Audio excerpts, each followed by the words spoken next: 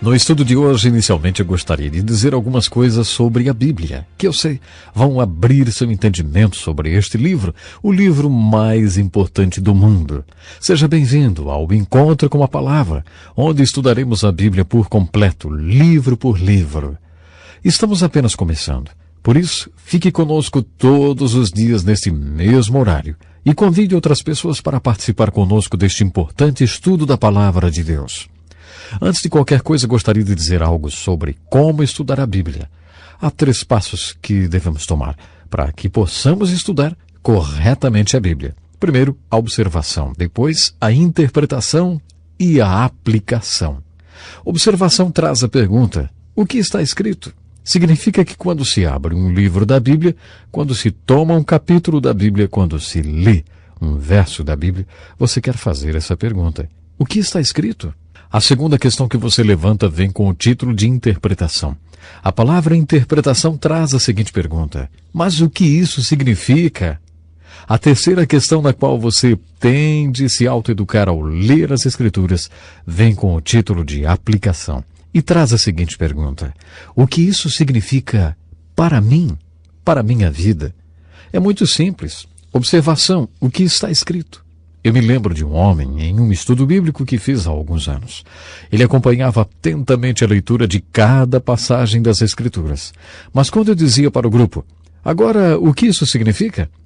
Aquele senhor então olhava para mim, para o verso, e depois olhava para mim outra vez e dizia: olha, eu acho que isso significa exatamente o que esse verso quer dizer, rapaz. Ele estava certo o tempo todo. Porque qualquer verso das Escrituras, qualquer livro, qualquer capítulo, sempre significa exatamente o que está escrito. É claro que a pergunta verdadeira é: o que está realmente escrito? De certa forma, essa é a pergunta mais importante das 3. O que está realmente escrito? Uma vez encontrada a resposta para essa pergunta, não é difícil imaginar o que ela significa, a não ser que você não queira saber. É claro que a pergunta que mais nos interessa no nosso estudo da Bíblia é a terceira: o que essa mensagem significa para mim, para a minha vida? Quando você chegar na seção chamada Aplicação, será preciso fazer algumas perguntas. Por exemplo, existe algum exemplo a ser seguido? Existe algum aviso para prestar atenção? Foi dado algum mandamento para que seja obedecido? Há algum pecado a ser abandonado?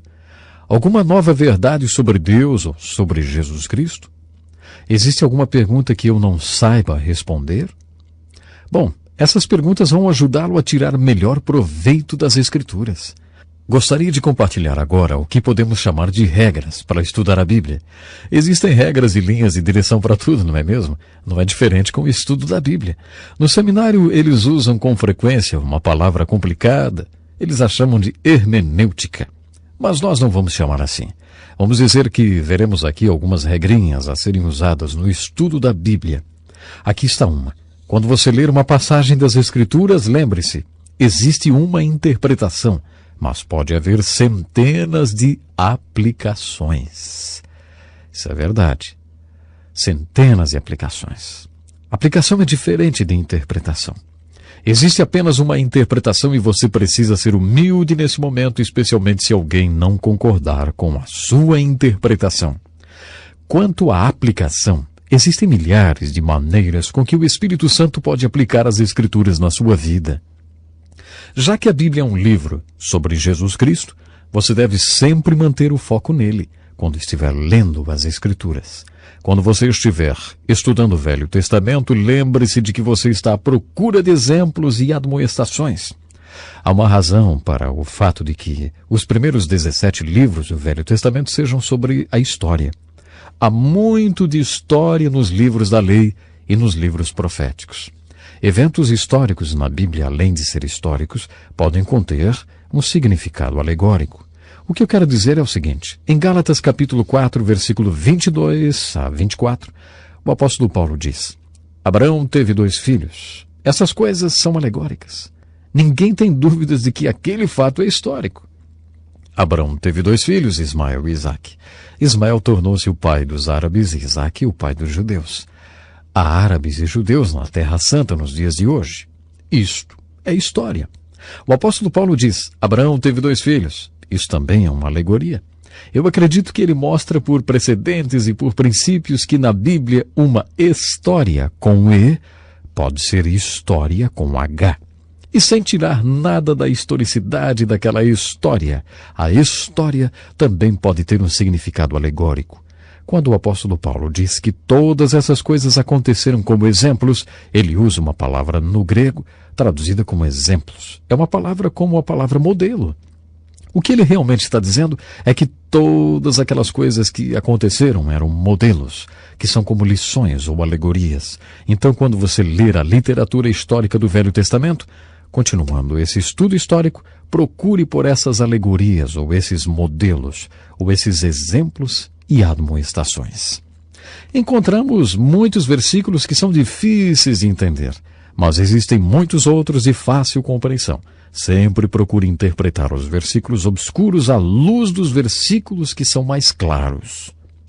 Como pastor, uma vez eu compartilhei alguns versículos com uma mulher que estava passando por um certo problema. Ela me disse: Pastor, não me confunda com as Escrituras, eu já estou decidida. Sabe, algumas pessoas querem ler as Escrituras desse jeito. Suas opiniões já estão formadas. É muito difícil para Deus mostrar a alguém assim o que as Escrituras querem dizer e o que Ele pretende fazer se sua mente já estiver fechada numa opinião. Outro importante princípio sobre as Escrituras, especialmente se você ensina sobre as Escrituras, é o seguinte: uma vez que você tiver aprendido o significado dos versículos, pergunte a você mesmo se é de sua vontade obedecer às Escrituras antes de ensinar para outra pessoa. E aqui vai mais uma. Lembre-se sempre que Deus nos fala através da sua palavra. Por isso, aproxime-se da palavra de Deus com muito cuidado, pedindo a Deus que revele a palavra pessoal a você através do Espírito Santo. Uma boa oração para se fazer nesses momentos é: Deus, abra os meus olhos para que eu possa ver a verdade que tu tens para mim nesse instante, hoje mesmo. Essa é uma boa maneira de se aproximar das Escrituras. Seria bom também que você admitisse que existem algumas passagens que você não entende, como esse versículo em 1 Pedro, capítulo 3, verso 1. Eu recentemente dei uma olhada em um comentário de Martin Luther King sobre isso. Ele disse o seguinte: ninguém sabe o que esse versículo quer dizer. Eu acho que esse comentário é bastante animador. Eu fico feliz de saber que alguém foi honesto o suficiente para dizer que ninguém sabe o que o versículo quer dizer. Acho que há vários versículos como esse na Bíblia, mas não se sinta desiludido se encontrar um deles. Nem se preocupe tanto com esses detalhes na Escritura que não são básicos ou tão importantes quanto as doutrinas fundamentais da palavra de Deus. Há um versículo muito fácil de ser lembrado em Deuteronômio 29:29, que diz: as coisas encobertas são para o Senhor nosso Deus, porém as reveladas são para nós e para nossos filhos para sempre. Alguém disse a Mark Twain, o famoso escritor: eu não gosto da Bíblia porque ela está cheia de versículos que eu não consigo entender. Mark respondeu: os versículos da Bíblia que me perturbam não são os que eu não consigo entender. Os versículos que me preocupam são aqueles que eu consigo entender. Há coisas secretas que pertencem a Deus. Ele não compartilha com ninguém. Mas há certas coisas que Ele quer que façamos. E Ele deixa isso muito claro. Portanto, não se preocupe demais com essas coisas obscuras, essas coisas secretas que Deus não revela a ninguém. Nunca esqueça que não há versículo na Bíblia que possa ser interpretado de forma pessoal ou isolado do resto da Escritura. Isso é o que Pedro quer dizer em 2 Pedro 1:20, quando ele diz: nenhuma profecia das Escrituras é de particular interpretação. O melhor comentário sobre a Bíblia é a própria Bíblia. Você pode adquirir todos os comentários e ferramentas que eu recomendei, mas nunca esqueça, especialmente quando estiver lendo o Velho Testamento, nenhuma profecia das Escrituras é de particular interpretação. Se o Novo Testamento comentar o Velho Testamento, lembre-se que o melhor comentário sobre a Bíblia, quem faz, é a própria Bíblia. Pegue sua Bíblia e procure pela verdade e pela vida, e não apenas para ampliar os seus conhecimentos. Portanto, quando você estudar as Escrituras, não haja como um mero estudioso da Bíblia. Faça como Jesus disse: venha com vontade E ao fazer aquilo que as Escrituras disserem, você chegará ao conhecimento que é a palavra de Deus. É a aplicação das Escrituras, a obediência às Escrituras que farão da Bíblia um poder, um verdadeiro poder na sua vida. Aqui está mais um grande princípio que me ajudou muito na leitura, especialmente do Velho Testamento. Quando você for ler a Bíblia, procure pela verdade. Verdade a ser vivida, sem ficar preocupado com a forma literária na qual a verdade é apresentada.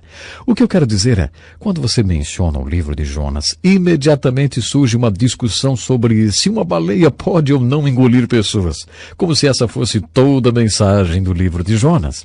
É claro que a verdadeira discussão sobre o livro de Jonas não pode ser histórica. Alguns sempre dirão, isso não pode ser verdade. Isso deve ser mais um daqueles contos de fadas ou alguma coisa parecida. Não dá para acreditar que isso aconteceu literalmente. Bom, francamente, o livro de Jonas tem uma grande verdade a nos ensinar. Ao abordar o livro de Jonas, eu sou bastante incisivo sobre a verdade que Deus nos ensina neste livro. É a verdade sobre preconceitos. Na realidade, Jonas é a história de um profeta que odiava os ninivitas porque eles eram seus inimigos. Deus mostrou a Jonas que o amor de Deus se estende aos inimigos, no caso, os ninivitas. Essa é a mensagem de Jonas. Superar seus preconceitos para que Deus possa agir através de você. Isso não tem nada a ver com baleias engolindo pessoas. Quando você for ler o livro de Jonas ou a história de Adão e Eva ou qualquer outra história do Velho Testamento, leia as histórias e faça a seguinte indagação. Mas o que isto quer dizer? O que significa? O que isso significa para mim? Deus, qual é a verdade que você está tentando me mostrar através dessa história na Escritura? Nós conversamos hoje sobre alguns princípios importantes. Por hoje o nosso tempo já se foi, mas por favor, esteja conosco na próxima vez. Vamos iniciar nossa introdução do livro de Gênesis, o primeiro livro da Bíblia. Até lá então.